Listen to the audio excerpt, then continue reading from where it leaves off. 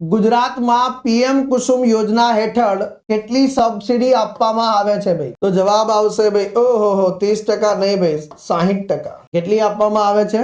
60%. તો ભારતે તેની મુખ્ય યોજનામાં પીએમ કુસુમને આંતરરાષ્ટ્રીય સૌર ગઠબંધનમાં જે વિકાસશીલ દેશો છે એને લાગુ કરશે. એટલે પીએમ કુસુમ યોજના જેવી યોજનાઓ જે છે એ આ જે ઇન્ટરનેશનલ સોલર અલાયન્સમાં જોડાયેલા જે દેશો છે એમાં પણ જે છે પીએમ કુસુમ યોજના ને આગળ વધારવામાં આવશે. એ દેશોને પણ કહેવામાં આવશે કે આનાથી ફાયદો થઈ રહ્યો છે. આંતરરાષ્ટ્રીય સૌર ગઠબંધનની વાત કરીશું તો એની એસેમ્બલીનું 8મું સત્ર જે છે હમણાં ઓક્ટોબરમાં યોજાશે સાહેબ. નવી દિલ્હીના ભારત મંડપમ ખાતે યોજાશે. ભારત અને ફ્રાન્સ દ્વારા જે છે COP 21માં જે છે પેરિસ ખાતે ઇન્ટરનેશનલ સોલર અલાયન્સનો પાયો રાખવામાં આવે છે. આની અંતર્ગત 124 સભ્ય દેશો જે છે હસ્તાક્ષર કરનારાઓ જે છે આની અંતર્ગત, અને જે છે આવનારી COP 30 બેઠક જે છે એ બ્રાઝિલમાં યોજાવાની છે.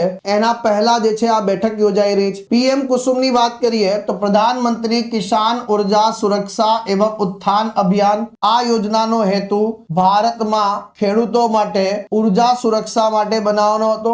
આનો ઉદ્દેશ્ય ઇન્ટેન્ડેડ નેશનલી ડિટરમાઇન્ડ કન્ટ્રીબ્યુશન જે છે એના ભાગ સ્વરૂપે વર્ષ 2030 સુધીમાં જે બિન અશ્મિભૂત ઇંધણ જે છે એના સ્ત્રોતોમાંથી જે સ્થાપિત વીજળી ક્ષમતાનો જે છે હિસ્સો 40% સુધી વધારવાની જે છે આપણી પ્રતિબદ્ધતા છે એના સંદર્ભમાં જે છે આ યોજના લાવવામાં આવેલી છે સર.